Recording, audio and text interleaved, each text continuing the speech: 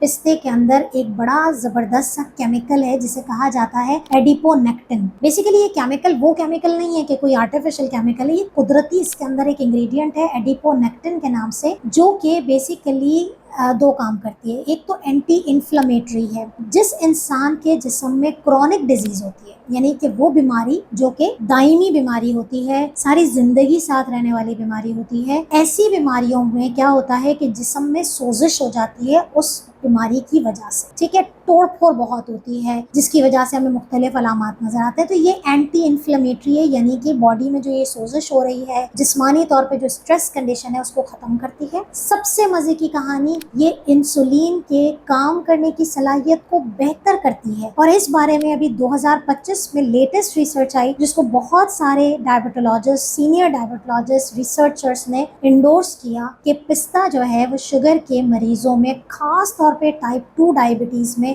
Insulin की sensitivity को improve करता है और शुगर के लेवल्स को बेहतर करता है। अगर आप हाई ब्लड प्रेशर के मरीज हैं तब भी पिस्ता बेसिकली शरियानों को खोलने का काम करता है। प्रेशर जो क्रिएट हो रहा है, खून का जो दबाव क्रिएट हो रहा है, उसको कम करता है। इसके अंदर नेचुरली वेजोडाइलेटर मौजूद है, आपका ब्लड प्रेशर भी कंट्रोल में आ जाता है। नंबर 3, अगर तो आप हाई यूरिक एसिड के पेशेंट हैं तो इस पिस्ते के अंदर लो प्यूरिन होता है। चूंकि ये प्लांट बेस्ड है इसलिए यूरिक एसिड वाले मरीज भी आसानी से खा सकते हैं। अगर आपके गुर्दे खराब हैं, यानी कि गुर्दों में कोई प्रॉब्लम है, तो देखिए गुर्दों के मसाइल के स्टेजेस होते हैं। अगर तो वो अर्ली स्टेज में है, यानी कि EGFR जो है वो आपका 50 to 60 रह रहा है, क्रिएटिनिन बहुत ज्यादा कोई डिस्टर्ब नहीं है, कोई अल्लाह ना करे प्रोटीन लीकेज नहीं हो रही, एडेमा नहीं हो रहा, अर्ली स्टेज में है, तब तो आप पिस्ता खा सकते हैं। लेकिन अगर आपका EGFR 45 से नीचे चला गया, या वो लोग जो कि इस वक्त डायलिसिस पे हैं, उनके लिए दुनिया की हर चीज, सिर्फ पिस्ते नहीं, हर चीज की अमाउंट को कम करना होता है। पिस्ते में प्रोटीन भी है, पिस्ते में पोटेशियम भी है, पिस्ते में फास्फोरस भी है, और ये वो तमाम मिनरल्स हैं जो कि